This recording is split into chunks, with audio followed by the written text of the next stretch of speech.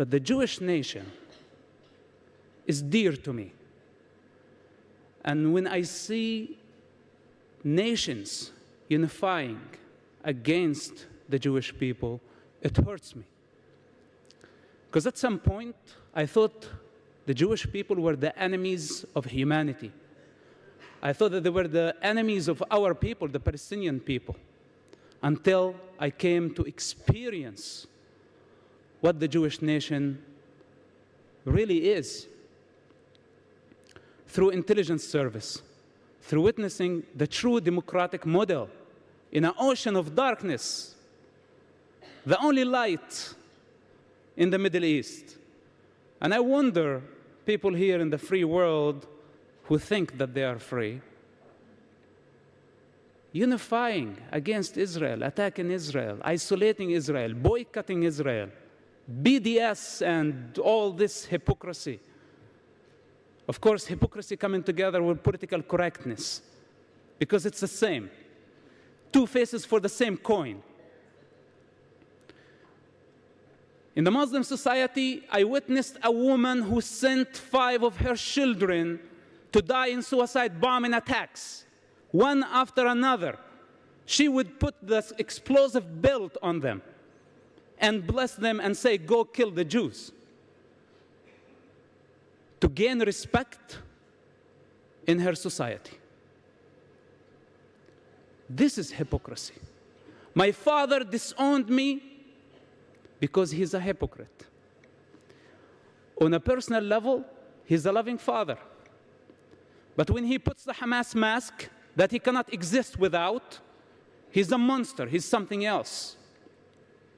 And this is the problem with that society conditioning. That if you take individuals on the side, they're just human beings like us. Any of us could have or have been brought in that environment, would be conditioned in the same way. The human condition does not differentiate between an Arab or a Jewish person. But the collective mind of the society is representing something. Is representing an ideology, a culture, a state of consciousness that calibrates in darkness, that calibrates in the 7th and 6th centuries, ruled by tribal lust for power. It have not changed, or it has not changed. Muhammad, and I know that I've been told by people here not to say this, so it does not look like the Jews are going against the Muslims. But we cannot fool ourselves. There is an Islamic problem. Al-Qaeda, Hamas, Hezbollah, Islamic Jihad, ISIS, Boko Haram, all of them are killing by the name of Allah. They're not killing by the name of Jesus. They're not killing by the name of Jehovah. They're not killing by the name of Mahavira or the Buddha or Lao Tzu. They're killing by the name of Allah. There is an Islamic problem, and I think humanity needs to stand against this danger, because this danger is not only against the state of Israel. This danger, thank you. This danger is against the evolvement of mankind.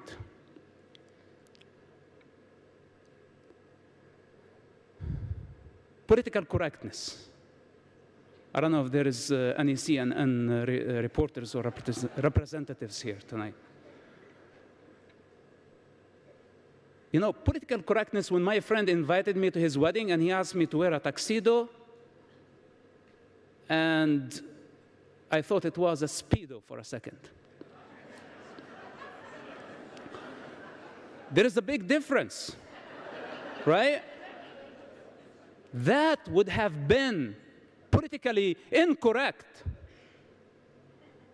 But when it comes to matters, universal issues, when we see waves of violence and darkness taking over and spreading, and we choose to stick our head in the sand with the name of political correctness, The truth is that we are afraid. And we are trying not to provoke them more. We are trying not to create a religious war. But there has been a religious war, whether you like it or not. The better way is to face it, to grow up, and face it with courage. This is what I say. The problem is not in the individual. We are not against the Muslim people. I cannot be against my mother and my father and my people. They're just people. And there are idiots everywhere in every nation.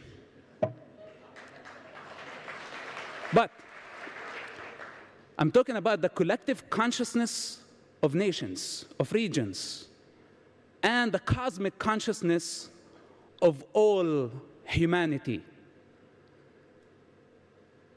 The Muslim people have a problem, and their problem is in their belief system.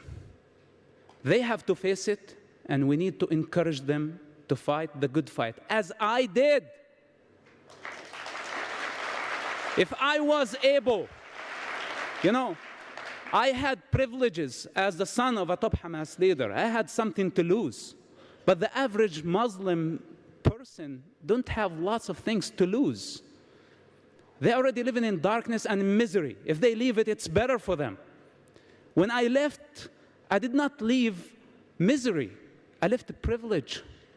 I left position. I was paid. I was protected. Everybody wanted me to stay wearing the mask.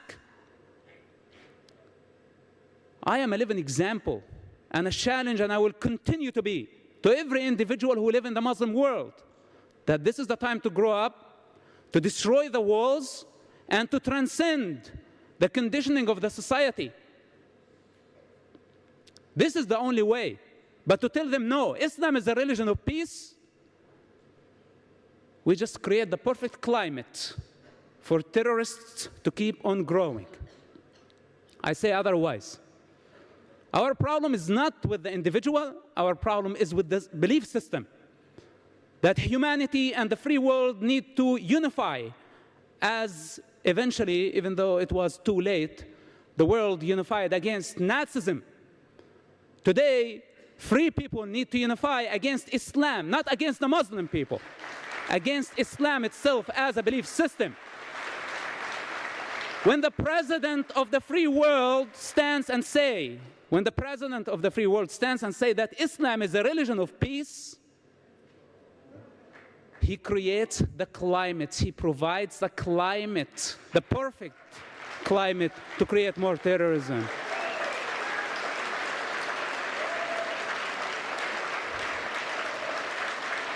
I hope that my message does not come across.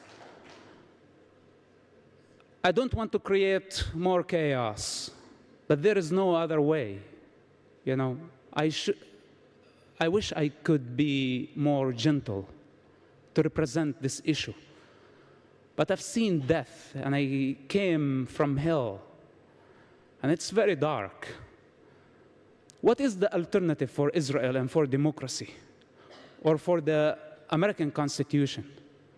It's the darkness of the 6th century. This is what's the alternative. I don't believe that there is any system, including the American Constitution, that can solve the human condition or help the individual to integrate to a higher state. I believe this is up to the individual. But the difference between the 7th century environment and democracy, that the individual has more room and more peace or peaceful environment to grow. I experienced it myself. When I was in Ramallah, I was only able to practice Islam. I only knew the mosque. But in Tel Aviv, I practiced Christianity. When I was a Muslim also, I practiced Islam in Jerusalem, the capital of Israel, where the Jewish people are not allowed to worship at their Temple Mount. Then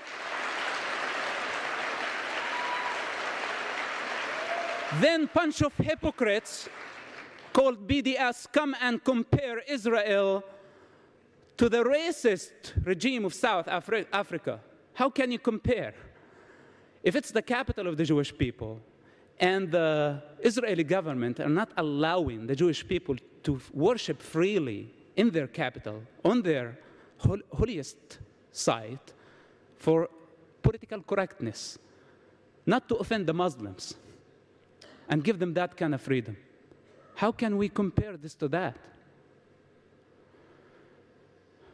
In Tel Aviv, I was able to practice yoga. I was able to practice Christianity.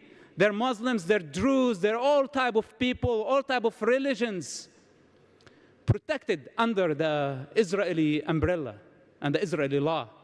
This is not available in the other countries surrounding. If Israel is destroyed, or if Israel is isolated, what is the alternative? What those people are doing, I really don't understand. I know that I came across pro-Israeli this afternoon, but it has been a privilege. Why not? I love Israel. I love what Israel stands for, its ethics, its values, its democracy, its love. A nation that was able to overcome the Holocaust, and instead of playing the victim mentality and blame everyone for their suffering, they were able to build a state, a democratic state, make it from a newborn state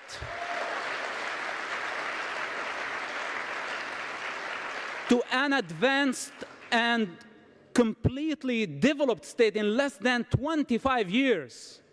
This is a great example. It has been a pleasure. I appreciate the love of the Jewish nation everywhere in the world. I don't care what they label me. Again, I speak with the authority of experience. If they have anything to say, they can say it right to my face, if they have the courage. But I doubt. I would like to conclude with another joke, if you don't mind. Well, I take the advantage, and this is a Jewish crowd. Let's make a joke about Jewish people. So this Jewish guy, and also a Muslim guy. The first guy, the Jewish, fell off a cliff, and luckily there was actually vice versa. The Muslim guy fell, and there was a branch, and he was hanging on the branch. And he was screaming to God, God, help me. Then he heard a voice from the cloud coming, and he said, son, let go. Just let go, trust me. And he let go. The guy fell, his bones were destroyed, and God said to him, you idiot, you shouldn't listen to me next time. You learned your lesson. And a Jewish guy fell, and he was hanging on the branch. And he said, God, help me. And he heard the voice, son, let go. Trust me. Just let go. And the Jewish guy screamed back and said, help! Is there anyone else up there? This tells us maybe the difference. Thank you so much for coming. God bless you. God bless Israel. Thank you very much.